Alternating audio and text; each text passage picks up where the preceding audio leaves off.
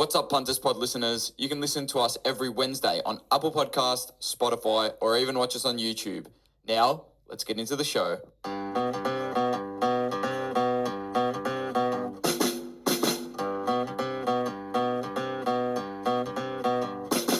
Hello everyone and welcome back to another episode of the Punters Pod. What a time to be alive! The Pies have won 6, Naz had 39 kicks, the Suns have lost 9 in a row, the pricks. And I am about to give you so many winning picks, boys.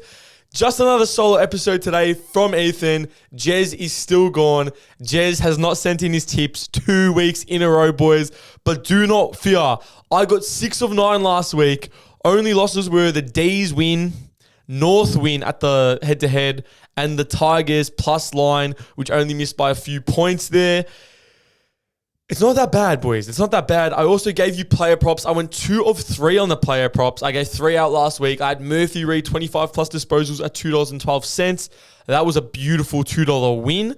I had Bo McCreary, 1 plus goal, anytime goal scorer at $2.35. That was a massive win there as well. And then I had Mitch Lewis, 3 plus goals at $2.35, which was voided because he had a concussion early in that game. That's 2 weeks in a row. One of my key forward bets get voided. I've got one key forward this week for 3 plus goals at $2.08. Stick around to hear who that is, and hopefully he does not get voided, boys. They will be coming later. As I said, Jez is still gone. 6 of 9 last week, 2 of 2 on the free tips. So we are going really, really good here on the Punters Pod. Stay with us. We're in round 21 this week. Oh my goodness. Where has the time gone, lads?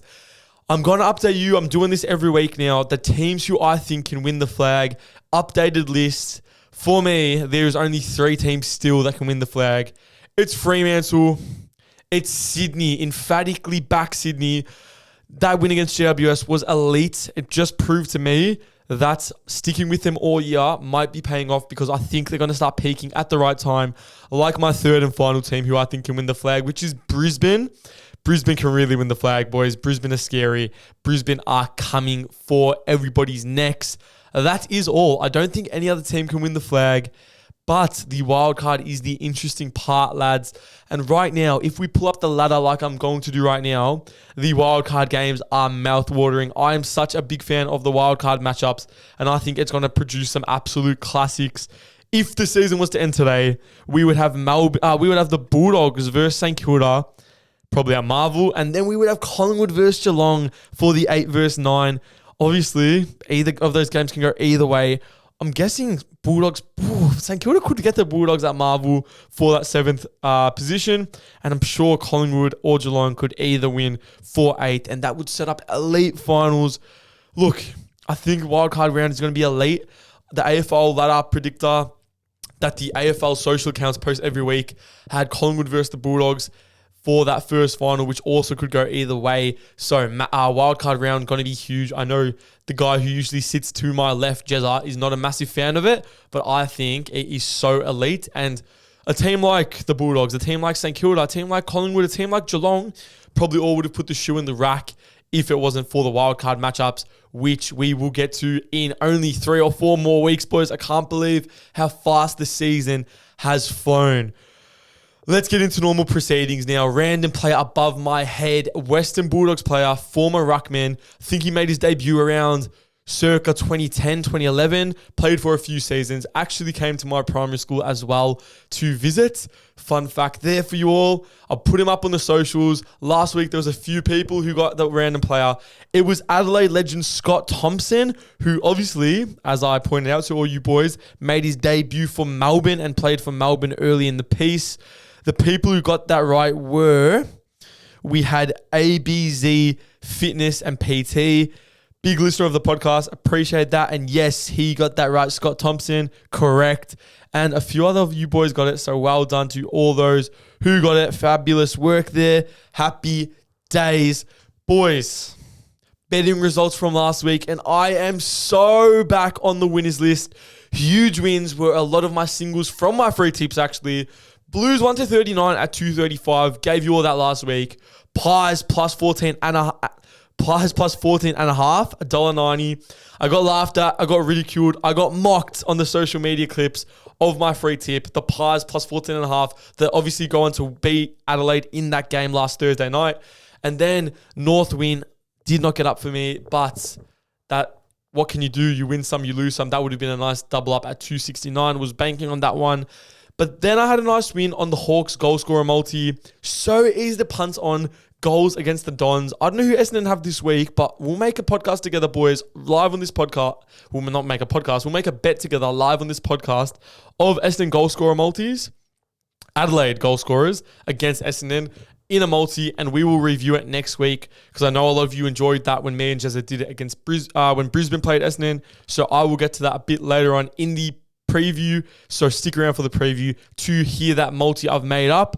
And of course, I started my week with the all-reliable Nick Dacos 30 plus and 1 goal. Double up, $2. Thank you very much. Can't see a world where that doesn't happen. The bookies keep giving us value. Some have really dropped that pretty low. Some have Nick Dacos goals like at around the $1.10 to $1.20 mark. But you can still find that value of Nick Dacos 30 plus and a goal for $2. And I love that every single time. On to the betting blacklists. Watch list for me this week. Caleb Strong had 25 and Andrew Brayshaw had 25. That's 3 weeks in a row they've done it. They're heating up for the finals. Still on watch because they just snuck it in clearly. Both getting 25. They truly only snuck it in. And like I always used to tell you boys, both of them usually can't get 25, but they both just snuck it in last week in that game for Fremantle. And also on my watch list is Nazaya Wangan Millera. Look, 46 and 4 goals. What the fuck? Honestly, what an absolute ripper of a game against North Naz had. But once again, I don't care what Clarko says. I watched that game and the tag was not hard. Unless you put a hard tag on him, he is on my watch list because he's just susceptible to not beating a tag. He's not one of these players that can fight through the tag. Don't understand why clubs don't put tags on him. I don't know who has St Kilda this week. Let me refresh my memory. But if Sydney don't put James Jordan on Nazaya, there is something completely wrong with them. I wonder how he went against them last time. Because that last matchup between those two clubs, Sydney almost got done at home to the Saints. That was just before the bye. But that was also Sydney's poor patch. So I wonder how Naz went on that game. Looking for it now, lads. Bear with me here. I'm on the game. Naz had 32 and 1 goal, 2 points. So obviously the tag didn't work that day, but I don't know how hard it was. I really hope Dean Cox puts a hard tag on Naz this week. I might even take his unders. And on my blacklist, boys, a new addition to the blacklist, it's Jake Saligo. He has fallen off so badly, just scrapes in the 15, but I just can't trust him at all for the rest of the season. It really, really looked in that game, that Thursday night game against the Pies, that Saligo was not even going to get to 15. There was a period, I think a year or 2 years ago, where Saligo was a lock for 20 to 25 touches. He looked like Adelaide's next big upcoming midfielder, and he's just fallen off the face of the earth. So Jake Saligo there, you are blacklisted. You are on watch. I do not trust you. I will not be punting on you. I don't even care that you're playing Essendon this week. You are seriously big time on watch. Players that are not on watch are the players on my player props. As I mentioned before, I got 2 of 3 right last week. We had Murphy Reid 25 plus disposals at $2.12. We had Bo McCrew 1 plus goal at $2.35. And we had Mitch Lewis 3 plus goals at $2.35, which was voided. The other 2, of course, are winning. This is why you listen to the Punters Pod, and I've come to you with 3 player props again this week. Jez is gone, Jez is lacking. I'm putting in the extra work for all our loyal and much loved listeners. Of course, this segment is sponsored by Punt AI. Comment the word punt20, DM them the word punt20 for a little discount, and let them know the Punters Pod sent you. Connor McDonald, 25 plus disposals at $1.84 is my first player prop. He has been on fire, and this just screams like a game where he will get heaps of the pill and play a lot more midfield in what should be a piss easy win for the Hawks against North at UTAS.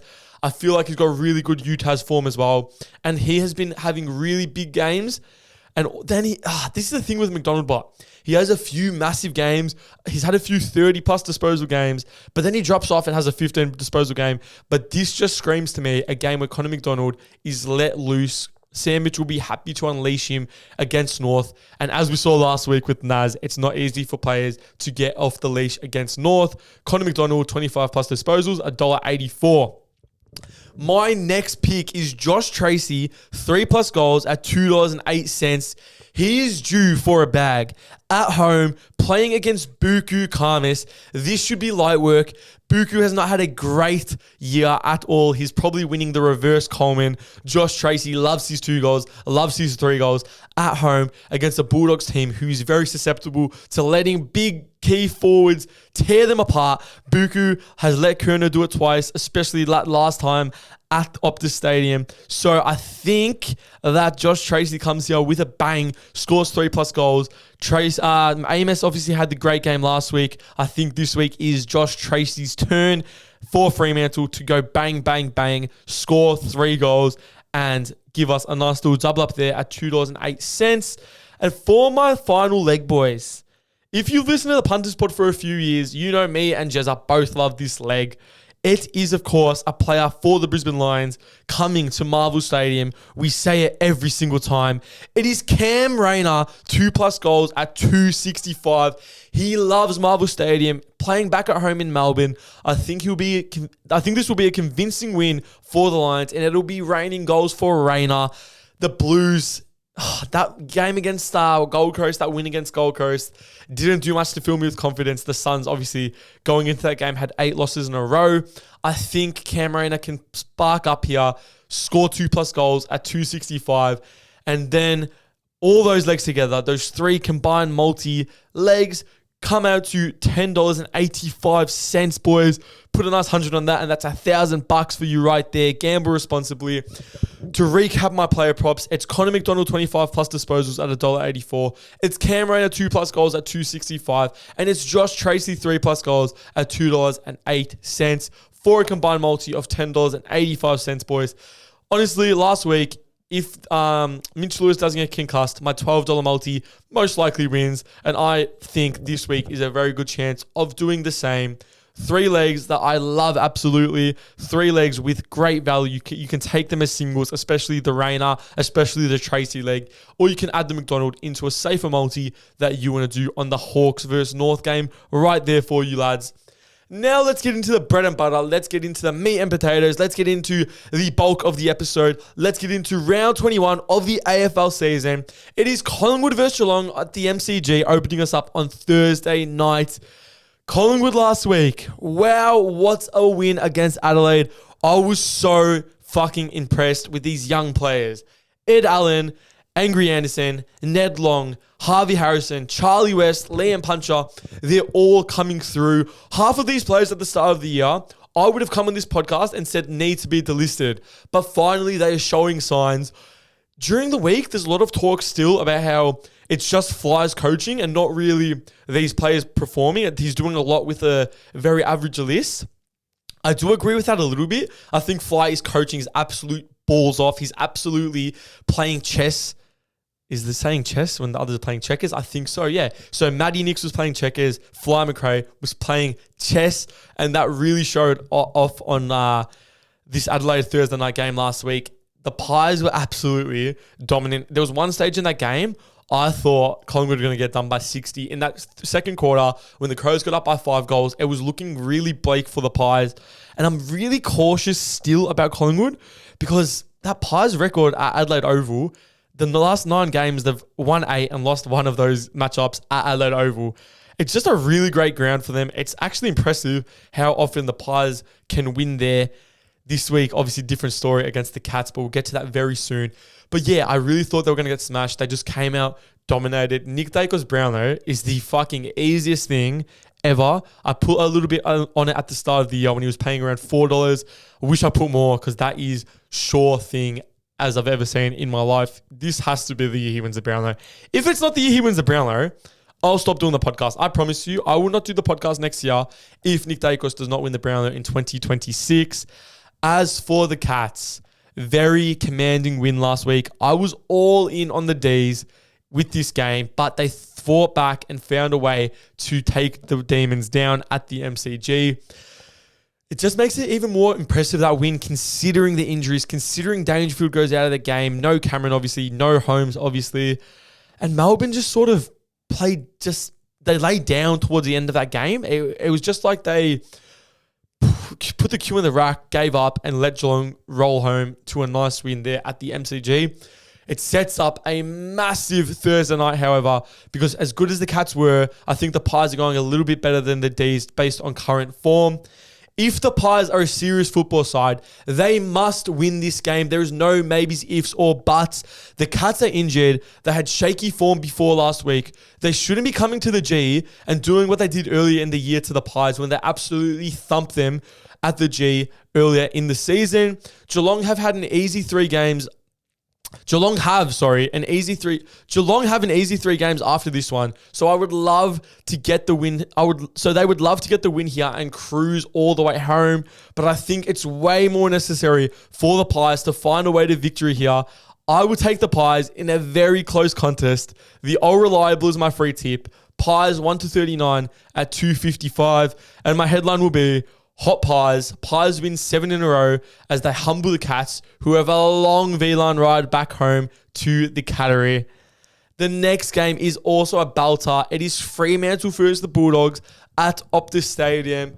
Fremantle last week, there was just no world where they lost that game. They are just cruising at the moment. Amos is a very good player. And in the grand scheme of things, it is very, very, very underrated, that trade to bring in Amos, which, if you all forgot, Chera wanted to go back home. Chera selected Carlton as a club he wanted to go back home to. Carlton trade a first-round pick, which turns into Jai Amos. And I don't know about you, but if I was the Blues, I would so much rather have Amos right now than Adam Chera. No doubt about that. Murphy Reid is also so underrated, so unreal. He was involved in the Schultz trade, I think, if I'm right there. Somebody correct me in the comments. But I'm pretty sure that it was the future pick that the Pies traded for Schultz ended up being Murphy Reid. And once again, I would rather have Murphy Reid than the Schultz in my side right now. So absolute great recruiting and great trades from the Dockers, even to bring in Shai Bolton, even to draft the players they've drafted. That Andy Brayshaw trade was they got pick 2 for Mal Weller, so Lockie Weller actually. So just amazing trades from this Fremantle team to have the list that they have.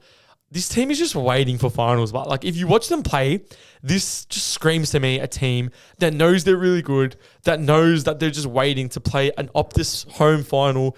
And they'll see Hawthorn, they'll see Brisbane, they'll see whoever they need to see in that first final and be very confident they can walk away with the win, because that's how they played last week. They played with confidence.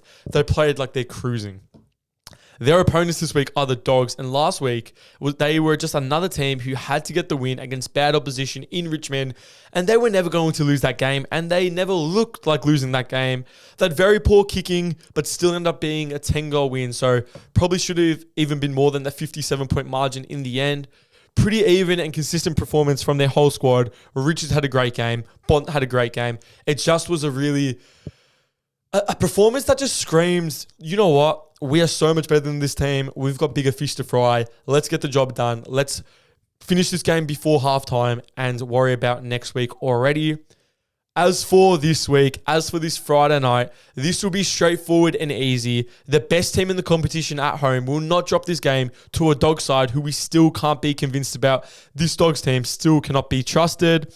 This has major vibes of the Sydney Freo game for me.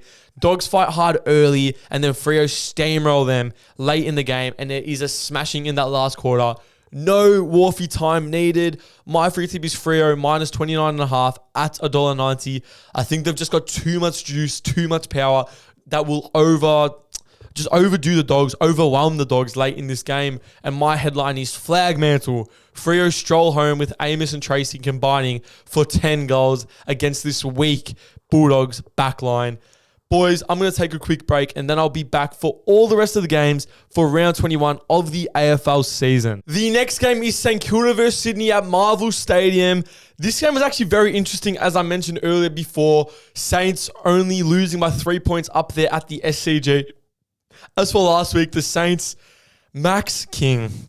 They brought in Max King and his body just fails him to be an AFL footballer. I'm really worried that, because obviously there's talent there. His brother's winning the Coleman. He's leading the Coleman. And he's been a very good player. Touch wood, he hasn't had the health injuries that Max has had. But Ben is obviously a gun. But for Max, it just feels like, can his body sustain that rigors of AFL footy? Doesn't really look like it. And it just, I know they had the link to him, but it just makes me wonder why the Saints at pick 4 that season chose Max instead of Ben. Ben was the highly touted brother. Ben was the brother without the ACL injury. They took the punt on Max because they had a connection to him, and it just doesn't look like it's paying off. Ben got picked 2 picks later and has had no injuries, has had no problems. He's probably going to win the Coleman this year. When the Saints took the punt on Max, and it just has not paid off, unfortunately, for them. Ross having a go at the journos as per usual because he is a tosser on the weekend was really funny. The funniest thing to me was Tom Morris acting like a little weasel going, "Oh, I agree with you, Ross. I agree with you." Shut the fuck up, Tom Morris. Seriously. Nazaya was unreal. I got to give him his credit. He's been on my watch list. He's been on my backlist. But that was fucking unreal. But it just goes to show, like, when he doesn't get a tag, it's fucking crazy. But in saying that, the 46 disposals is not what impressed me because I heard it during the week and I kind of agree with it.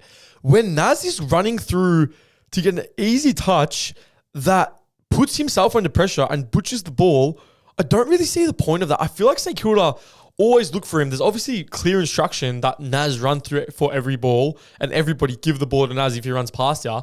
But there's often times where it's just the wrong decision. It just does not help them. But the 4 goals was crazy and the forward impact he had was crazy. I think is a lot more damaging when he's up forward than when he goes to half back and does the butchering of the ball. He should open a meat shop because he is a butcher sometimes.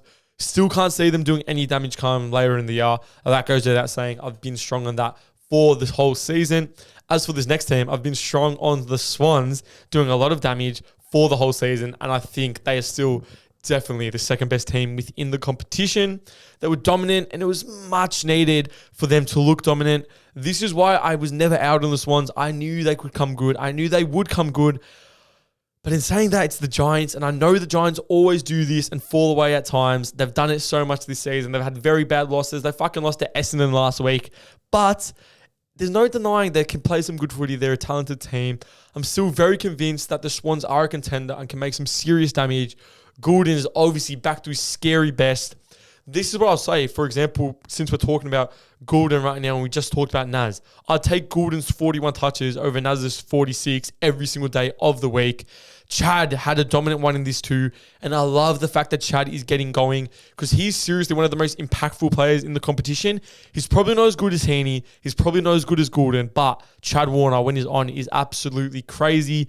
Kerno can still kick a bag, as we saw on the weekend. They are a serious side, the Sydney side, and they will definitely be very hard to play come September. As for this matchup, as for this game, I am clearly big on Sydney and have been all year, even though this is at Marvel and the Saints nearly bet the Swans at the SCG earlier in the season. I think the Swans are just starting to be dominant and timing their peak perfectly for the end of the season and bleeding into the finals. Authoritative win performance here for the Swans. They are firing on all cylinders, and this will be a punch-you-in-the-face game from the Sydney Swans. My free tip is the Swans, minus 13.5 at $1.90. The next game over in Utah's is Hawthorn versus North Melbourne, the land of the Devils down there in Tasmania. Wow, last week for the Hawks was, last week in general, the whole round of footy was full of thumpings. Another huge smashing game here that the Hawks had. Hawks were just raffling off goal scorers. I think Gunston had 7. We had Watson with 3 or 4. They just looked like they were raffling off goals and it just was so dominant. But then again, what can you say about a team who's versing Essendon? That is what is expected. That's how I cleaned up. We had Gunston with 7. We had Watson with 3 goals 3. We had Scholl with 2 goals. We had Will Day with 2 goals. We even had Jarman Impey with 3 goals scoring shots. And shout out to Jarman Impey because he is an absolute gun and he's playing really good footy. And he's probably an underrated player in this Hawks side. He definitely should be in all Australian contention. They have such an easy run home, the Hawks. Shout out to them for being in this spot. They had to get themselves in this spot. They had to beat a lot of good teams. But they are really, really, really versing no team with any substance, probably other than Collingwood, to end the season, which usually people say is not a good lead to the finals. People usually say you should sharpen, I don't know how you say it, sharpen yourself against good opposition, but the Hawks are versing duds at no fault of their own. And one of the duds is North Melbourne, who are a rabble, who last week just looked absolutely piss poor. They couldn't stop Naz at all, and they didn't even try. I'm so out on Clarko. I can't believe that there is even talk of an extension for him. I would be sacking him this offseason instead of wasting next year. I think the club's going to go with him next season, which I probably err on the side of sacking a coach earlier than moving on rather than wasting time. But it could always backfire, and that next year could be the year it all takes off and you don't have to start again. But for me personally, I'm so out on Clarko. I would be sacking him immediately, trying to get Simpson, trying to get Longmire, or trying to get a Enright, or trying to get a Jamie Graham. All these coaches are out there, and they're going to stick fat with Clarko, who I think it's clear they failed. North Melbourne on the weekend had the 6th oldest playing list, 23, which is fucking ridiculous for a team that still gets talked about as rebuilding, who still gets a pat on the back because they've won 2 more games than they did this time last year. Bullshit, bro. Luke Davies-Uniacke's going to retire, never doing anything in his career because he was the first player in this rebuild. And look at them now. He's fucking 30 and they're still dog shit. As for this game against the Hawks, it's going to be piss easy for Hawthorn. Their fixture is piss easy for the rest of the season, and they will continue to be very convincing and push for as high as they can get in that top 4, pushing for 3rd, pushing for maybe 2nd over Sydney. Utah's has been a great ground for them. Other than that little mulligan against the D's earlier this season, this will not be a repeat of that Melbourne game whatsoever. Hawks kill them. 5-goal win at least. My free tip will clearly be the Hawks minus 30.5 at $1.90. As we move on to Adelaide Oval for the next game, which is Port Adelaide versus the GWS Giants. That Port Adelaide game against Brisbane, it was an expected loss. Just the stage they're at where they were never going to beat that Lions side. No matter that it was at home, they were not much of a chance. They looked all right, like we say every week about Port. That's all they have to do. They have to look decent at stages. There has to be faith for the future. But especially with no Butters now, no Rosie, it's just pretty bleak for them. George Yardis ate a bit of dirt. We'll get to that later with the Ty Gallop incident when I go through that Brisbane review. But yeah, that's all I got to say about Port, really. I sound like a broken record when I talk about Port Adelaide because there's just nothing you can really say about them. As for the Giants, I also say this every fucking week, but wow, 1 week they're fucking really, really good. 1 week they're absolute dog balls.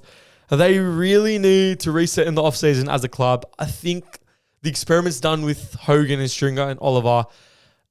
These players are still all great players and can all put on performances, but it's just not working.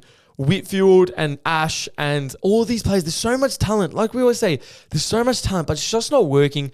They have to go in a different direction. Finn Callahan, such a gun, but it's just not working. They just need to reset because there's no direction at this stage.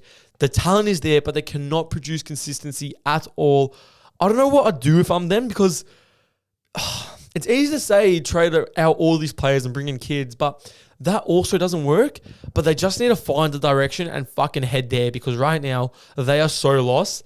And at home last week, to make matters even worse, they should not have looked that bad against Sydney, who they usually match up well against, especially if it's at NG Stadium. For this game against Port Adelaide, however, it is the hardest game of the week to tip, to be honest. You never know what you're going to get from the Giants. You never know what you're going to get from Port Adelaide. Like I've done for most of the season in a Port 50-50 game that's at Adelaide Oval, I have to back in the power to find a way to win at home.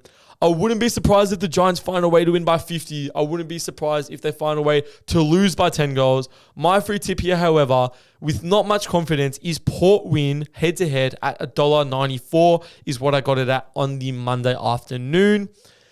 Next game, boys, is the opponent of Port Adelaide last week, the Brisbane Lions, coming down to Marvel Stadium to take on Carlton. Brisbane last week, they took care of business in that Port Adelaide game. That forward line looks so lethal. There is such a spread of goal scorers there. You've got Loman, Cameron, Morris. Will Ashcroft is becoming a real goal scorer as well. You've got Zach Bailey. They are peaking to perfection. I think they are going to ride into the finals perfectly. Ty Gallop, that looked bad. Probably happens every single week at local footy. Yes, this is the AFL. This is not local footy. It was a dog act. I see why they've got to stamp it out, but I don't think it is anything beyond a 1 week. I think I'm really strong on the camp here. It's a 1 week suspension. Send the message, look, we're not going to be doing this. Don't do 3-4 weeks. Don't do 2 weeks even. That's a 1 week suspension if I've ever seen one.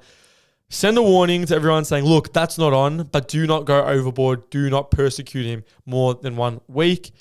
But yeah, Brisbane just cruising, peaking perfectly. As for their opponents this week, Carlton, they ruined my 0-7 call for the last 7 games, but I did have them at the 1-39 last week at great money, so I can't complain at all. I wouldn't be too thrilled about that win, to be honest. The Suns are a rabble, and they are the easiest team to beat other than Essendon at this stage of the season. I don't think anyone would disagree with me on that, and it was at Marvel, and you only won by 13 points. So Carlton fans, calm down. You are not going to do anything. You are not going to go into the wild card. Even if they squeeze in, who cares? They're not good enough to be a factor. If they squeeze into the wild card and versus Carlton, if they squeeze into the wild card and versus Geelong, versus Collingwood, versus St Kilda or the Bulldogs, they will get smashed any single way, any single side you put up against them as that 10th place side. Fraser will get this job and fuck it up and be in the same spot in 3 years' time, the club, which I love, absolutely love. I feel like that win was the win that Carlton needed to put his hat in the ring again. I feel like if they lost the 7 in a row, like I was predicting after winning the 7 in a row, I thought maybe the club would be smart enough to say, nah, we're out on Fraser. But that win, just so delusional, that Carlton Football Club. I think it gives Carlton fans and the board faith that Fraser might be the guy to grow with this team. If they hire him and he gets the job, he'll fuck it up, and in 3 years' time, we'll be having the same conversation as we did this season with Voss. As for this game against the Brisbane Lions at Marvel, I see the elimination final from a couple of years ago being repeated here between these two sides. The first 10 goals to the Lions, and the Blues have no chance in this game. They think they have a little sniff after beating another Queensland team last week at Marvel Stadium, but the Brisbane Lions are a whole different beast to the Gold Coast Suns. The Lions actually love Marvel anyway, so that won't matter at all.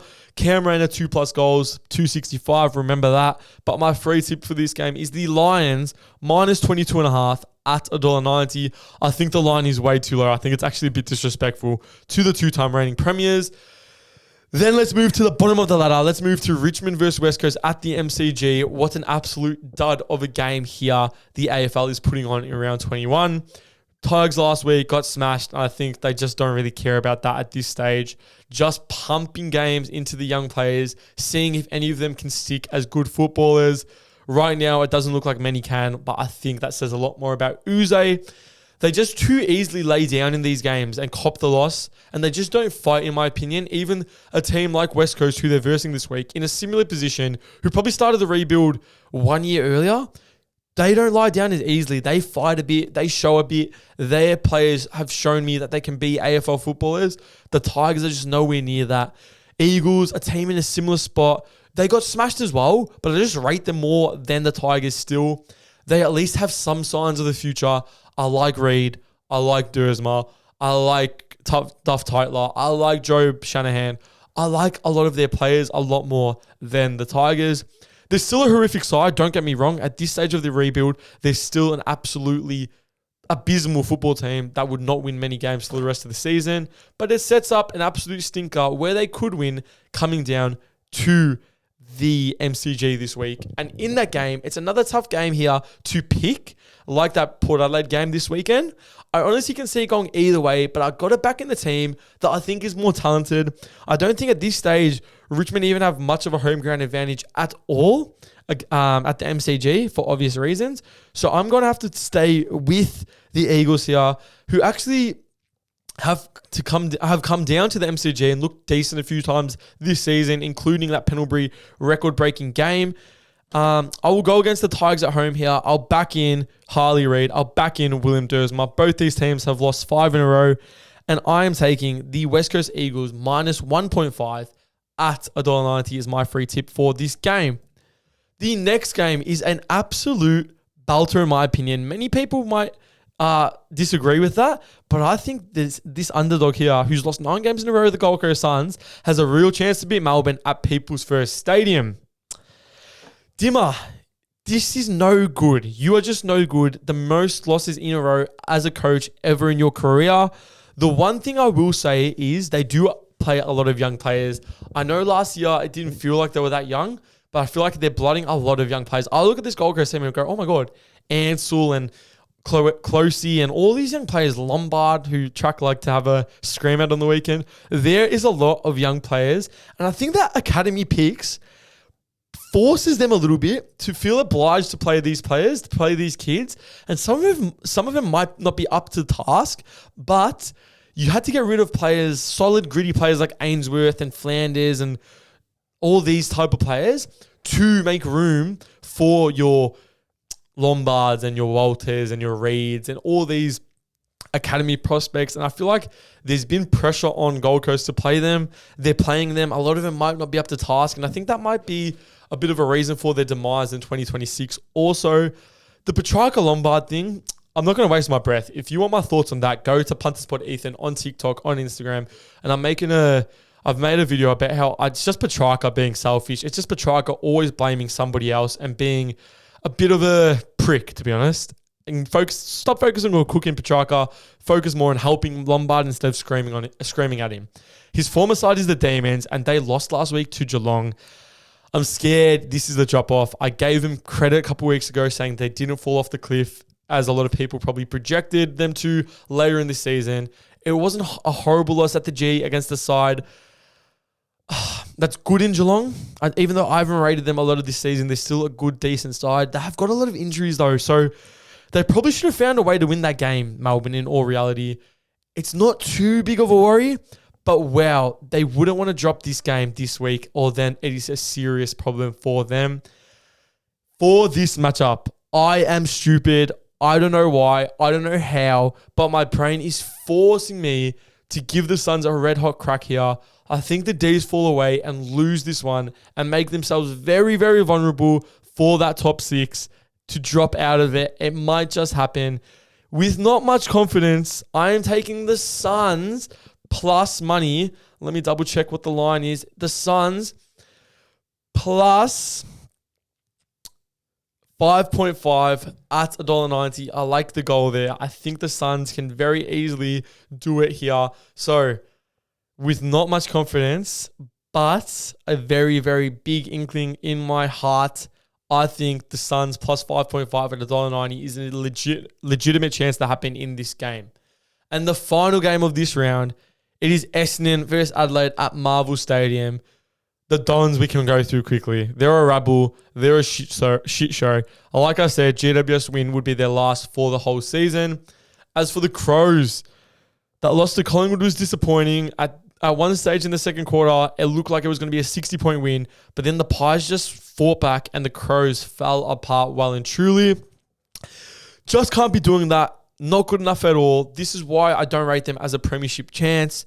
This will be a formality as always with Essendon games. Crows will bounce back, travel down to Marvel and put in a shift against the Dons, who are hopeless as ever. Crows win by heaps and heaps and heaps.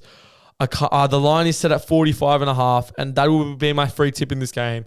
Crows minus 45.5 at $1.90. There's just no chance for Essendon in this game. Sorry, Bombers, but there is no chance for you there. All my 9 legs combined come out to $589.35 right there for you lads. Let's quickly make this goal scorer multi I promised you at the start of the episode. Everyone who's listening to this, thanks for sticking around. That's why you're getting rewarded with the cheeky goal scorer multi against Essendon, which we all love to do. So, lads, my first leg here, I absolutely love Ben Keays $1.20 for anytime goal. I also rate Jordan Dawson for anytime goal. I feel like he plays well at Marvel. They're my first 2 anytime goal scorer legs. How can you go wrong with Josh Rochelle, 2+ goals? Then I'll also drop in Tex Walker, 2+ goals. As we move to 3+ goals, and I've got one man in my sight, I've got one man in my head. He needs a big performance, and I think he can be the one to have the best game goal-wise for the Adelaide Crows. It is, of course, the Bison. It is, of course, Riley Thilthorpe. He can get 3+ goals at $2.20 for himself. All my 4 legs combined there, which is Jordan Dawson anytime goal, Ben Keays anytime goal, Taylor Walker 2+ goals, and Riley Thilthorpe 3+ goals, comes out to $6.05 there. Boys, that will be me. $589 multi with all my 9 legs combined, $6 multi for the Adelaide goal scorers against the Bombers, and then you've got my $10 multi, $10.85 multi for my 3 player props. What else could you ask for? Thank you for listening again. Sorry once again for you having to listen to my voice for 41 minutes today. What can you do, boys? If Jezza doesn't bring his tips in, there's not much I can do. DM me who the random player is above my head. Go on the socials to see it if you're not watching and if you're listening on Spotify or Apple Podcasts. Thank you for listening as always. Peace, prosperity, and love. You.